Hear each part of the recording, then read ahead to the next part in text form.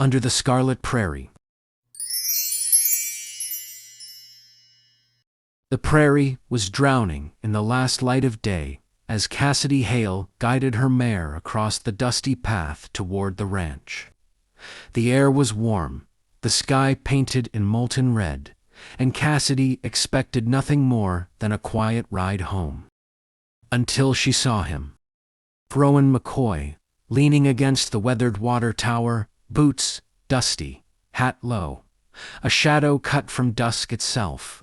The outlaw the town feared, the man she once loved deeper than she ever dared admit.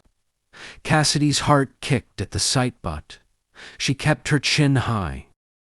"Thought you were halfway to Arizona," she said, steady but guarded. Rowan pushed away from the tower, his eyes softening. "Couldn't leave without seeing you first." His voice warm, rugged, brought back memories she wasn't ready to face. The wind swept through, carrying sagebrush and all the ghosted promises between them. Rowan stepped closer, touching a strand of her hair the way he used to. "You shouldn't be here," she whispered.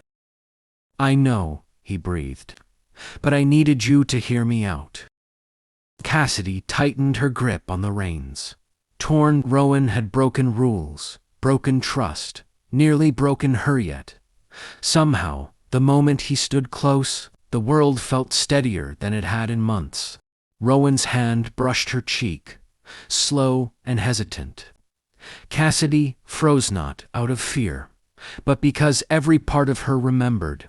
His warmth, his steadiness, the way he touched her like she might vanish if he wasn't careful. "Your trouble, Rowan," she murmured. He smiled, soft and dangerous. "Maybe, but I'd cross every mile of dust and heat if it meant one more chance with you." Her pulse stumbled. She slid down from her saddle, boots landing on soft sand. The prairie around them grew quiet, as if waiting for her answer. "You left without a word," she said, hurt flickering in her voice. "If I had to," Rowan answered.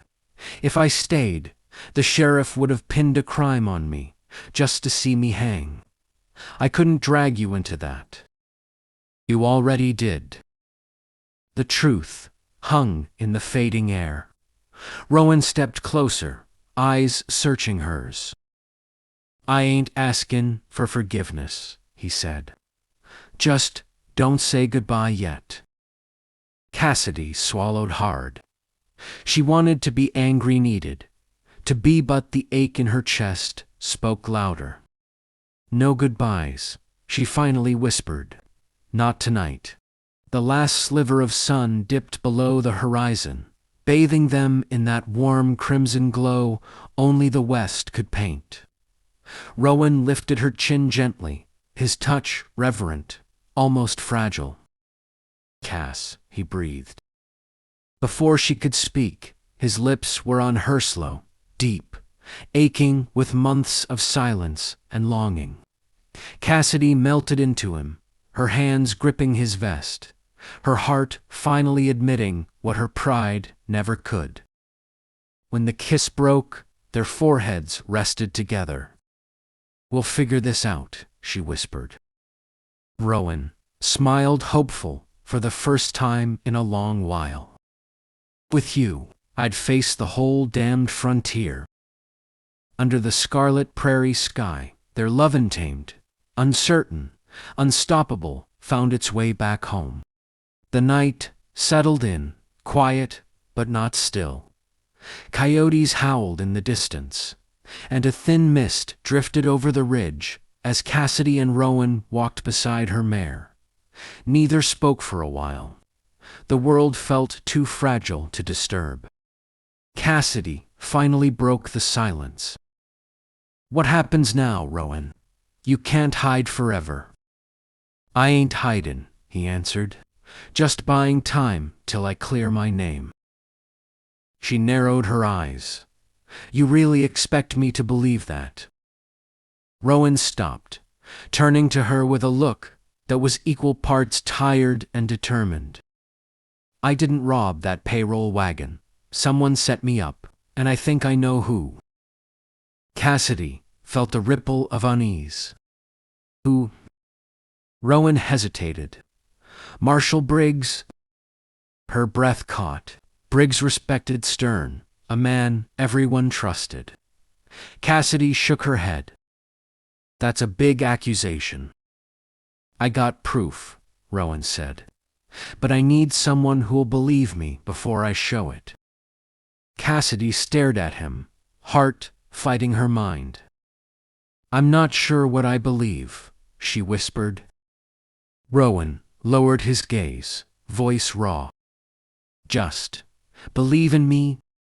They camped near the ridge, a small fire flickering between them. Cassidy watched Rowan carefully as he unrolled a worn map from his saddlebag. Tonight, he said, tapping a spot near the canyon. Briggs meets with 2 riders. They're splitting the stolen money. Cassidy's pulse quickened. You're planning to follow him. Not alone. Rowan looked up, eyes steady. I need you. She felt her breath hitch. You're dragging me into trouble again. I'm Eskin, he corrected softly, because you're the only one I trust. The firelight danced across his face, making him look both dangerous and heartbreakingly human. Cassidy weighed her choices, walk away or step toward. The truth and toward him. I'll come, she said finally. Rowan's shoulders eased, just a fraction. Thank you, Cass. Moonlight washed over the canyon as they crouched behind a cluster of boulders. Below, exactly where Rowan predicted, Marshal Briggs met 2 shadowy riders, exchanging heavy sacks. Cassidy's heartbeat thundered. You were right, she whispered. Rowan's jaw tightened, enough to clear my name. Before they could slip away, a rock shifted beneath Cassidy's boot. The sound echoed. Briggs' head snapped toward them. Rowan grabbed her hand. Run. Gunshots exploded behind them as they sprinted through the canyon shadows. Dust rose, bullets sparked off stone, and Rowan shielded her with his body as they ducked behind an outcropping. You hurt? He asked breathlessly. No, she gasped. You. Not yet. Rowan grinned recklessly. But they're gonna be real mad we ruined their little party. Even in danger, Cassidy felt a rush of wild, fierce affection for him. By dawn, they reached the old telegraph station, a half-abandoned shack Rowan hoped would buy them a moment's rest. Cassidy slumped against the wall, exhaustion pulling at her. What's the plan? She asked. Rowan unholstered his gun and checked the chamber. They get the evidence to Sheriff Delhart. He ain't perfect, but he ain't crooked. And Briggs. Rowan met her gaze with a quiet fierceness. He'll come for us. He has to.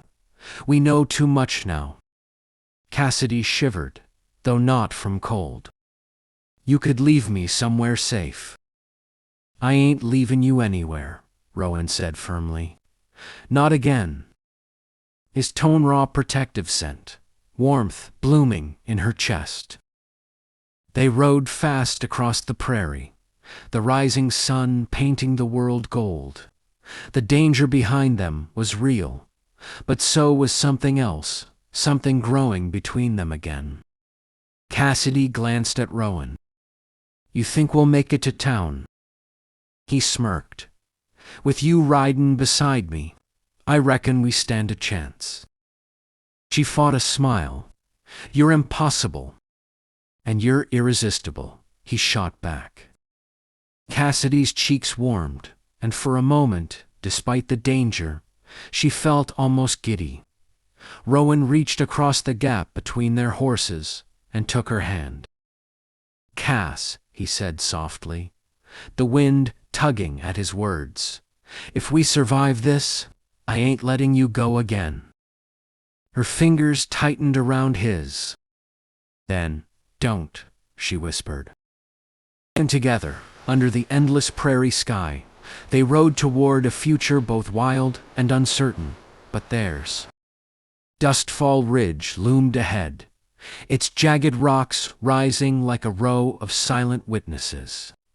Cassidy and Rowan reached the edge of the ridge just as the sun dipped behind storm-gray clouds, casting long shadows across the land.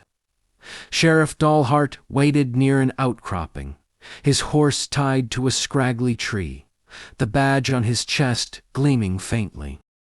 Rowan handed him the small packet map's records and names proof of Marshal Briggs' corruption. Dalhart flipped through the pages, eyes widening. "McCoy, this is enough to hang Briggs himself." Cassidy felt relief uncurl in her chest. "So we're done?" she asked. Dalhart shook his head. "Not yet. Briggs ain't the type to run. He's the type to finish what he started."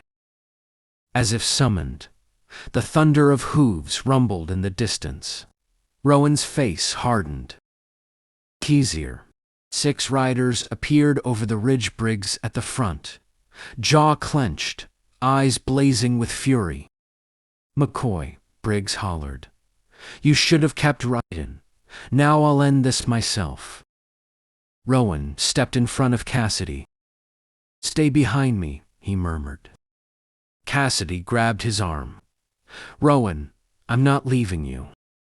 He looked at her truly, looked, and, in that instant, she saw everything in his eyes: fear, love, and the desperate hope of a man who'd finally found someone worth fighting for. "Then, stay close," he whispered. Briggs. Men fanned out, guns drawn. Sheriff Dalhart took his place beside Rowan. "This ends tonight, Marshal Dalhart." "No," Briggs growled. "It ends with you buried in this ridge." The air trembled. A single gunshot broke the silence. Chaos exploded. Rowan fired first, dropping one of Briggs' riders. Dalhart dove behind a boulder, returning fire. Cassidy grabbed Rowan's spare revolver from his saddle, heart pounding but hands steady. She wasn't going to stand helpless again, not tonight. "Cass," Rowan shouted as a bullet whizzed past her ear. "I'm fine, focus," she yelled back. Briggs aimed directly for Rowan. Cassidy saw it first. Rowan down. She tackled him just as Briggs fired. The bullet grazed Rowan's shoulder, ripping through his shirt. He winced but pushed back up, eyes burning with pure fury. "That's it," he muttered. Rowan advanced, step by step, toward Briggs, reckless, fearless, unstoppable. Briggs fired again, but Rowan kept coming, every stride fueled by rage and the knowledge that this was his only chance to clear his name. Cassidy aimed carefully and shot the gun out of one rider's hand, giving Dalhart the opening to arrest him. Dust swirled, horses reared. The ridge echoed with gunfire. Rowan finally reached Briggs, tackling him hard. The 2 men crashed onto the rocks, fists flying. Briggs swung first, but Rowan landed the final blow, knocking the marshal's gun away. Dalhart hurried forward, breathless. "Briggs, you're under arrest for theft, collusion, and attempted murder." Briggs glared up, defeated. "You'll regret siding with him." "No," Cassidy said, stepping beside Rowan and helping him stand. "The only thing I regret is ever doubting him." Rowan, bloodied, exhausted, but standing tall, took her hand and kissed her forehead softly. "It's over," he whispered. But Cassidy shook her head, tears in her eyes. No, Rowan, it's just beginning. Like and subscribe. Aurora Tale, Wild West. God bless.